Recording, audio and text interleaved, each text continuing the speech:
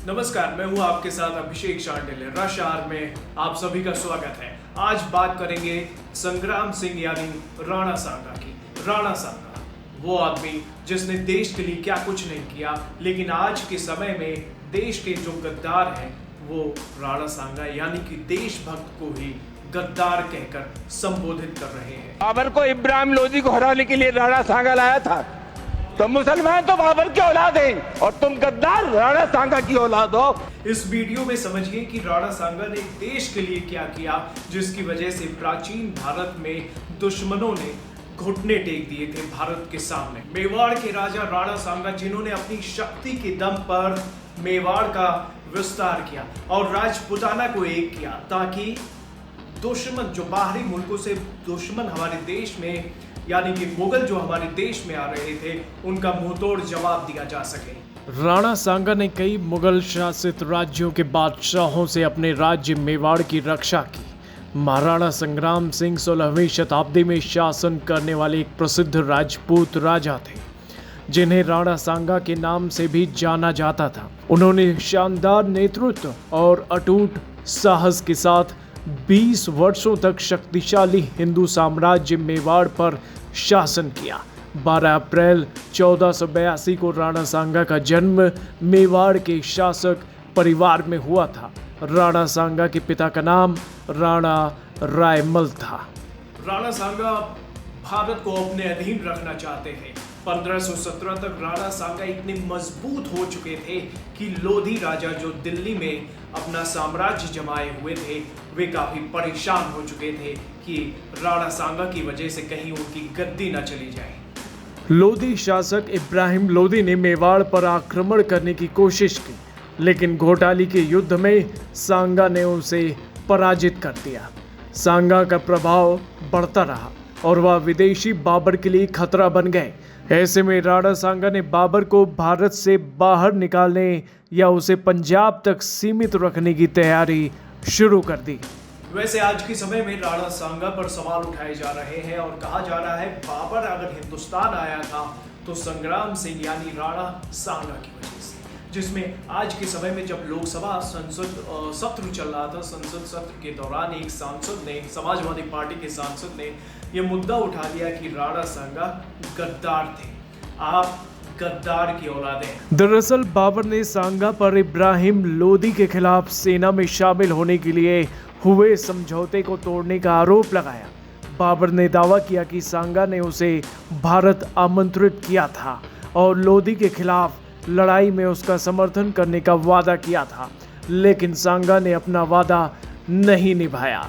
पर क्या आपको पता है, बाबर का भारत आगमन मुख्य रूप से दौलत खान लोदी के कारण हुआ था। दौलत खान लोदी जो पंजाब का सूबेदार था, जो दिल्ली के सुल्तान इब्राहिम लोदी के खिलाफ विद्रोह कर रहा था, उसने बाबर से सहायता मांगी ताकि इब्राहिम को सत्ता से हटाया जा सके। इसी समय बाबर को दौलत खान लोदी का दूत मिला, जिसका नेतृत्व उसके पुत्र दिलवार खान ने किया, और इन लोगों ने बाबर को भारत आने का निमंत्रण दिया और सुझाव दिया कि वह लोदी को दिल्ली की सत्ता से बेदखल करे। दौलत खान को इब्राहिम लोदी से इस बात का डर भी था कि लोदी उसे पंजाब के सूबेदार पद से हटा देगा। अब आप समझिए कि उस समय के कुछ शासक आपस में ही पर कतरने में लगे हुए थे एक दूसरे का, और आज के नेता जो हमारे भारत के सांसद लोग हैं, वे आरोप लगा रहे हैं कि राणा सांगा ने ये किया वो किया, लेकिन वो इतिहास पढ़ने की कभी उन्होंने कोशिश नहीं की। और वो सब किस लिए? सिर्फ अपने वोट बैंक को सुरक्षित यानी कि उन्हें खुश करने के लिए। और किसे खुश करने के लिए आप बेहतर समझ सकते हैं। राणा को पल भर में गद्दार कहने वाले शायद वो ये नहीं समझ पाएंगे कि राणा ने देश के लिए क्या क्या नहीं किया। एक आंख जिसने अपना खो दिया, एक हाथ अपना जिसने खो दिया, लेकिन उसके बावजूद देश के लिए उसकी तड़प देखिए, तमन्ना देखिए, देश को आगे बढ़ाने की सोच देखिए कि वो आखिरी दम तक देश के लिए लड़ता रहा। माना जाता है कि उन्होंने अपने जीवन काल में जितने युद्ध लड़े थे, उनमें उन्हें कुल 84 घाव मिले थे, लेकिन इसके बाद भी उन्होंने लड़ना नहीं छोड़ा। इतने घाव होने के बाद भी उन्होंने अनेकों युद्ध लड़े। उन्हें युद्ध का मूर्तिमान माना जाता है। उन्होंने मालवा, गुजरात, दिल्ली के साथ युद्ध लड़ा था। राणा सांगा ने बाबर को भी खानवा के युद्ध में पराजित किया था। राणा सांगा एकमात्र ऐसे शासक थे जिन्होंने उत्तर भारत का नेतृत्व करके उसे हमेशा सुरक्षित रखा था। अब वीडियो में जो हम आपको दिखाने जा रहे हैं, बताने जा रहे हैं, उसमें भारतीय राजनेताओं की पोल खुलती हुई जरूर नजर आएगी। दरअसल जिनके मुताबिक राणा सांगा ने लोधी को हराने के लिए बाबर की मदद ली थी, उन्हें ये बात जरूर पता होनी चाहिए कि राणा सांगा और इब्राहिम लोधी के बीच 1517 में बूंदी रियासत में खतौली और बाड़ी में युद्ध हुआ था, जिसमें इब्राहिम लोधी बुरी तरह हारा। इसके बाद भी राणा सांगा और इब्राहिम लोधी के बीच 1518 और 19 में धौलपुर के बाड़ी में युद्ध हुआ था, जिसमें फिर इब्राहिम लोधी हार गया। अब जरा सोचिए, राणा सांगा जब बार बार इब्राहिम लोधी को कुल 2 बार हरा चुके थे, ऐसे में उसके बाद ऐसी क्या जरूरत पड़ गई राणा सांगा यानी संग्राम सिंह को कि उनको दूर बैठे बाबर से मदद लेने की सूझी और बाबर के पास वो पहुंच गई कि आप आइए दिल्ली में इब्राहिम लोधी को हराने के लिए हमारी सेना के साथ मिलिए और साथ में लड़ाई लड़िए ताकि दिल्ली की सल्तनत को बेदखल किया जा सके।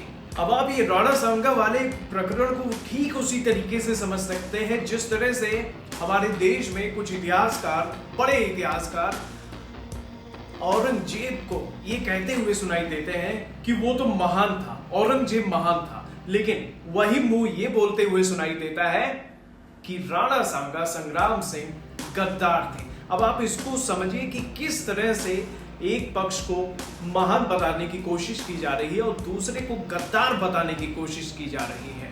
ये ठीक उसी तरीके से है जैसे औरंगजेब को कहा जा रहा है महान और राणा सांगा को कहा जा रहा है गद्दार, जबकि राणा सांगा 16वीं शताब्दी में भारत के हिंदू हृदय सम्राट थे जिन्होंने पूरे राजपुताना को एक किया ताकि मुगल शासकों से हिसाब चुकता किया जा सके।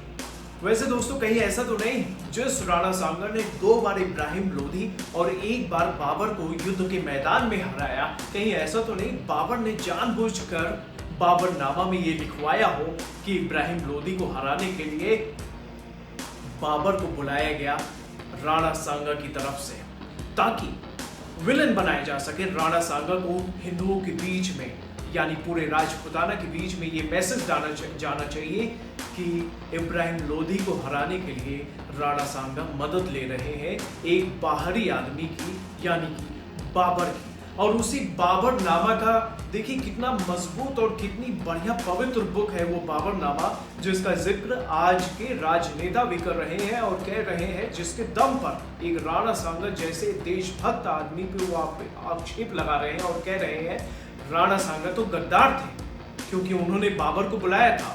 लेकिन किसने बाबर को बुलाया और किस लिए बुलाया, हमने इस वीडियो में आपको बताया।